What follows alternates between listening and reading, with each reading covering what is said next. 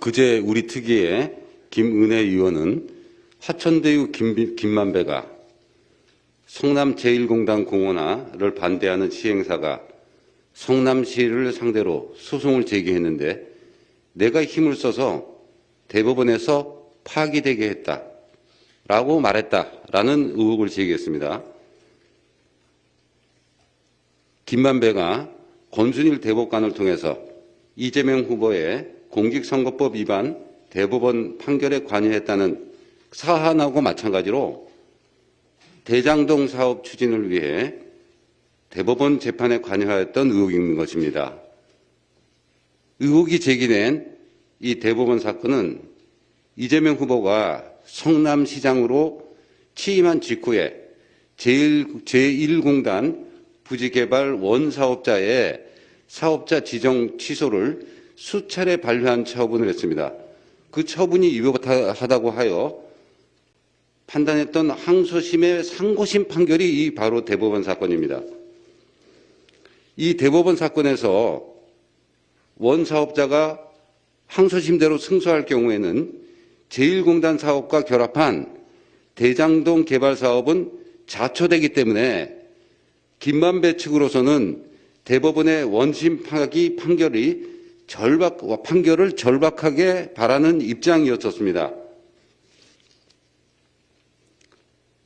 그런데 대법원은 2016년 2월에 내용이 이렇습니다. 소송 중에 실시계획 인가가 신청되지 않았기 때문에 사업자 지정의 전제가 되는 도시개발구역의 지정이 해제됐다라고 하면서 원심 판결을 파기하고 원사업자의 소를 각하하는 판결을 선고했습니다. 원사업자의 사업자 지정 신청을 미법하게 반려하고 또 시간 끌다가 도시개발구역 지정을 해제했던 이재명 후보 측이 승소한 도저히 이해할 수 없는 판결인 것입니다. 그래서 이 원사업자는 성남시를 상대로 하여 소송을 제기했고 그 소송에서 성남지원에서는 성남시에게 원금하고 이자를 합쳐서 324억 원의 손해배상의 지급을 명하고 있고 그 항소심이 서울 수원고등법원에서 진행 중에 있습니다.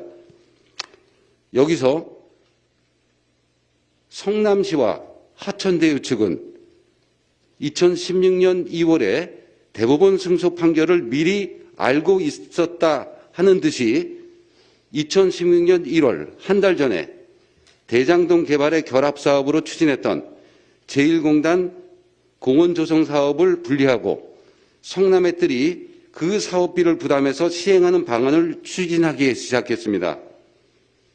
그리고 이재명 후보가 차기 유력한 대선 주자로 부각됐던 현 정부의 집권 이후인 2016년 10월에 대장동 개발 도시계획의 실시계획 인가 조건으로 사업자인 성남의들이 제1공단 공원사업, 조성사업을 시행해서 조건 없이 기부채납한다 하다라는 내용이 확정됐습니다.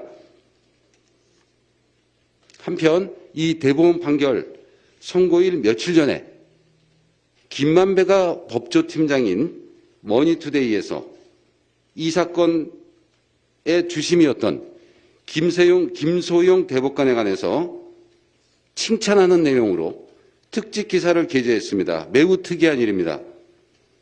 그리고 이재명 후보의 운명을 갈았던 공직선거법 대법원 사건에서 변호인이었던 화우의 이홍훈 전 대법관이 바로 원사업자의 대법원 소송에서 성남시장의 대리인으로 선임되어 활동하기 시작했습니다. 이러한 사실이 김만배의 이 대법원 판결 재판 관여에 관한 의구심을 더하게 됩니다. 검색을 해봤더니 김만배는 대장동 개발에 관여하기 직전인 2014년에 이홍훈 전 대법관과 대담식으로 인터뷰를 했던 인연이 있음이 확인되었습니다. 이재명 후보는 지난 3일 방송토론에서 대장동 개발에 관해서 국민의힘 측이 공공개발을 못하게 하고 민간개발을 하려고 해서 결국 5,503억 원의 공공환수를 했다라는 내용으로 종전 주장을 되풀이했습니다. 대장동 개발 사업의 인허가권자인 이재명 후보는 친형과의 갈등 그리고 형수 욕설의 원인이 되는 제1공단의 공원화를 추진했고 또 성남시가 감당하지 못하는 1조 5천억 원의 사업비를 민간에서 조달하기 위해서 민간 공동개발로 설계하여 추진하였다던 것입니다. 그래서 국민의힘 쪽에서 이 공공개발을 못하게 했다 하는 주장은 그 자체로 어불성설입니다. 또한 민간 개발을 하려고 하여 공공환수했다라는 주장도 허위 주장입니다. 최근에 국회에서 대장동 방지법을 입법한 것은 대장동 개발 사업이 중대 명백하게 위법하다라고 하는 사실을 반증하는 겁니다. 또한 김만배 등 대장동 4인방에 대한 업무상 배임죄 기소 사실은 대장동 개발의 최종 결재권자인 이재명 후보에 대한 배임죄 관여 사실을 반증하는 것입니다. 대장동 개발의 주무기관인 성남도시개발공사 간부 2명이 의문의 극단적인 선택을 했다라고 하는 사실은 이재명 후보다라고 지칭되고 있는 대장동의 그분을 감추기 위해 자살당했다라고 하는 것이 정권 교체를 바라는 국민들의 생각입니다. 이재명 후보는 대장동 개발하고 관련해서 5,503억 원으로 70% 공공환수했다. 이렇게 주장하고 있습니다. 그런데 이 주장은 성남의 뜰 택지 분양 수익만을 기준으로 계산한 것입니다. 그래서 최소 1조 5천억 원에 이르는 아파트 분양 개발 이익을 누락시킨 왜곡 주장입니다. 또한 공공환수금에 관해서 따지고 보면 성남시 서민층에게 돌아갔어야 될 임대주택 용지 공급 가격을 성남시가 환수한 게 1,822억 부분입니다. 그리고 본래 결합사업이던 제1공단 공원용지 조성사업이라든가 또 대장동 분양에 있어서 절대적으로 기여했던 터널, 진입로, 사역구역 외의 기반시설 조정들은 개발 수익을 환수한다는 의미에 있어서 공공환수에 해당될 수 없는 내용입니다. 나아가 이재명 후보가 공공환수했다라고 주장하는 5,503억의 세부적인 내용에 관해서 성남시에서 민원 답변을 한 바에 따르자면 그 객관적인 금액은 사업비에서 차액이 450억 그리고 제1공단 원사업자에게 물려줘야 될 돈 제1심 판결 선고일 기준으로 324억 그리고 터널 민원공사 59억 원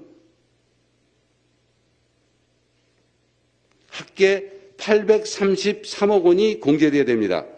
이를 공제를 하게 되면 그 돈은 4,670억 원이라 하겠습니다. 성남시 답변에 의한 객관적인 금액입니다. 그래서 대장동 개발의 순수한 개발 이익을 1조 5천억으로 보았을 때 겨우 31% 정도의 환수율입니다.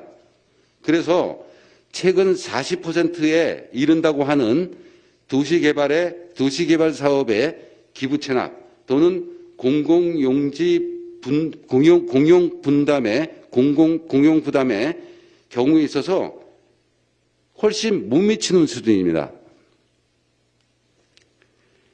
대한민국의 대통령이 되겠다는 이재명 후보는 대장동 개발에 대해서 국민적으로 분노하고 있는 것을 가지고 국민의힘 쪽에 전가하려 하거나 아니면 자신의 공공환수를 여전히 자랑할 일이 아닙니다.